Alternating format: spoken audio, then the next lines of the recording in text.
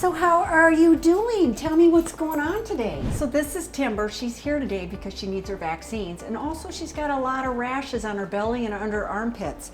Timber, do you love me? She loves me. Is she itchy? She's really itchy. That was actually one of my questions. Okay, and have you guys bathed her lately? No. Okay. Does she swim? At the Sheena sometimes. Yeah. Okay. Not any of the lakes or anything. Okay, and then what is she eating right now? So the issue with Timber today is she's itching and scratching all over the place. So there's 3 different things that could be causing that. Something she's contacting and touching, something she's actually inhaling, or something she's eating. It's actually a very big problem, very frustrating for owners and veterinarians, 10% of my practice. So we're gonna figure out what we can do, make a concise kind of plan of attack for this. Science diet, Okay. Large breed? yeah. Is she, no people food?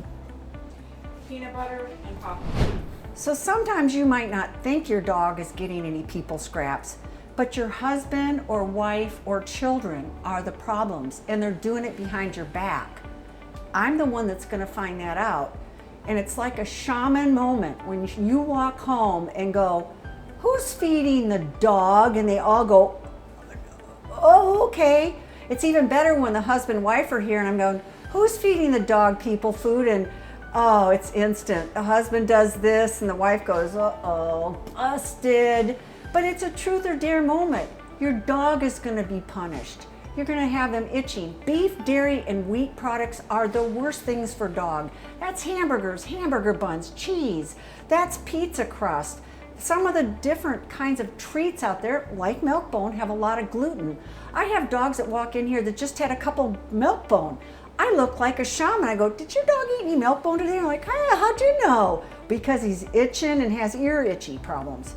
So you have to have long talks with your family members.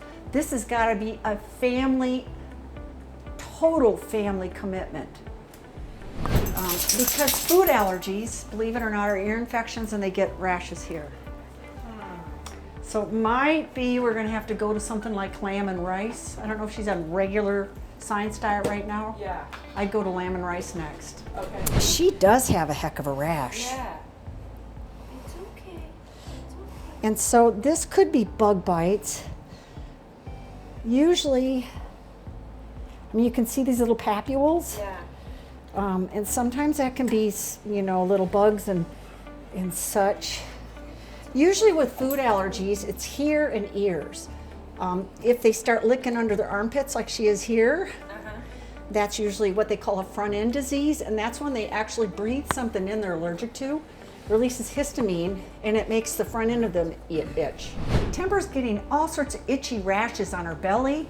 It could be one of 3 different things. It could be a dermatitis to contact. It's something she's contacting, insects, who knows what that's out there that's touching her and making her itch.